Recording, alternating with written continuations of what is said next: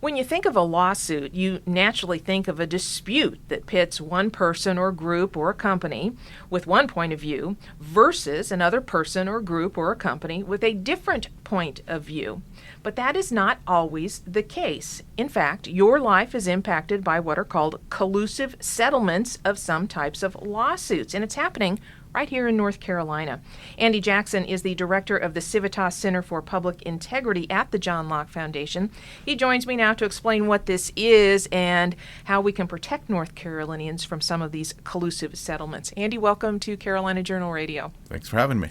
This whole thing starts with friendly people, friendly opponents, and we use the word opponents in quotes.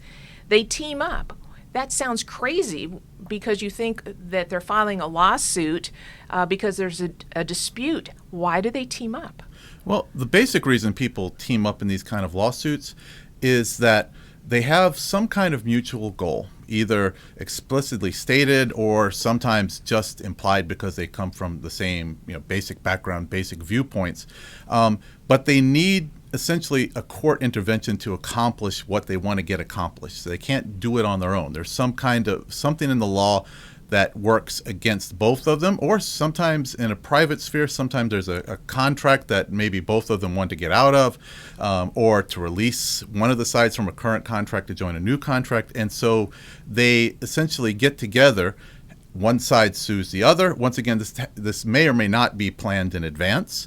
And then they decide to reach a settlement, which gives the stamp of approval from a court on that, something they couldn't accomplish on their own. Interesting that they couldn't accomplish it on their own. But Andy, isn't the state legislature supposed to be the body that makes law, amends law, gets rid of law? How is it that this is happening in court? And does the General Assembly and their intent with their legislation that is being changed in court, does it make them really ineffective? It potentially does. And this is the real issue with collusive lawsuits. I mean, if there's just two parties, they can probably work it out, obviously, without a lawsuit since they're already in agreement.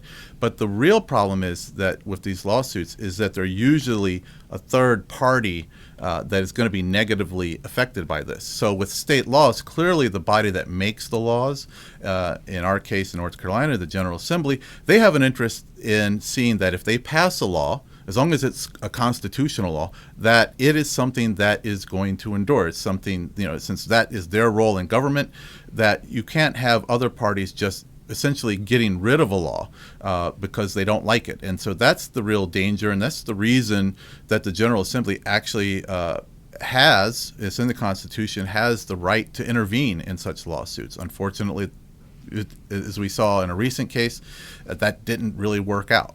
Exactly, and it was a very, very important case. This involved the State Board of Elections. Help us understand what the lawsuit and the collusive settlement was all about.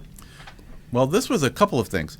On the one front, Karen Brinson-Belz, who's executive director of the State Board of Elections, she had tried to weaken, whatever verbiage you want to use, protections against absentee ballot fraud at various times, ballot harvesting, undue influence over people in assisted living facilities, which is something that is against the law in North Carolina. Because of the coronavirus outbreak, she had been using that as a reason to try to loosen those laws. She did several attempts. One, she asked the General Assembly to make some changes, and they did agree. There was this big bipartisan elections bill that passed. And so some of the changes that she asked for, she got. They rejected some of those other ones. She also tried to change it through administrative rules, within the law.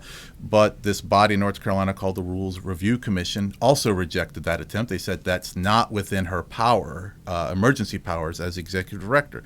And so she was essentially stuck. She had a whole body of things, loosening some of these laws, changing early voting times, that she clearly had wanted to do, but couldn't do legally. In walks Mark Elias. He is an attorney who's fairly well known in North Carolina nationally for being a Democratic kind of Sue Till Blue lawyer. He had done a lawsuit, and lo and behold, many of the measures in that lawsuit were along the lines of things that Karen Brinson Bell had requested earlier. So it was really strange that the State Board of Elections actually voted to put her in charge of negotiating a law settlement with Elias because of the similarity of some of their views. And so it's hardly surprising that the settlement that came out was something that in a lot of ways agreed with Brinson Bell's prior positions.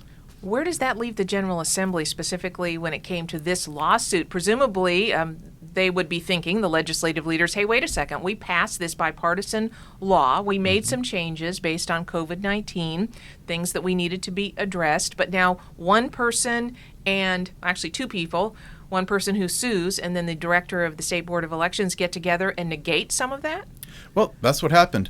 And actually, the leadership of the House and the Senate, they, per North Carolina law, this is also in the books, and they are called intervening defendants. They said, well, we're going to go ahead and make ourselves defendants in the case along with the State Board of Elections, so that now Mark Elias is also suing us. And so what should have happened at that point, now that they are intervening defendants, they're part of the lawsuit, is that they would be part of the folks entering into negotiations over settlement, probably leading to there being no settlement and this actually going to a full trial.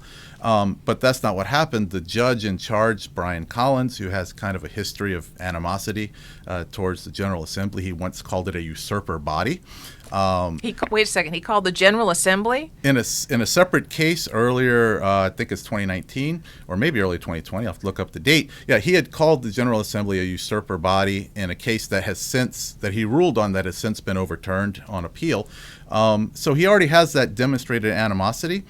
And so even though the General Assembly leadership were intervening defendants in the case, he decided that this really didn't deal with election law, even though it clearly did. It dealt with emergency powers. And so he cut them out and he said, well, I don't have to brief them on this. And so even though they were defendants, the judge said, no, you're not. So we've seen this very consequential example of how these collusive settlements work.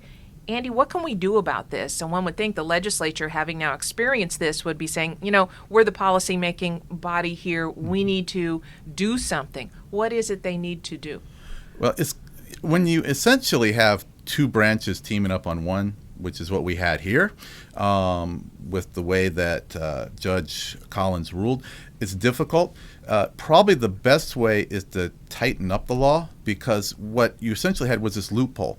Yes, the law says that the branches have to be, they can be intervening defendants, but it doesn't specifically say that they have to be included in any kind of settlement. So I think the law needs to be made much more explicit on that point. Add some language to the law so that judges can't just willy-nilly decide, no, even though you're a defendant, I'm not going to really counsel you on this. They're going to have to be a party to any settlements that come on lawsuits based on the law.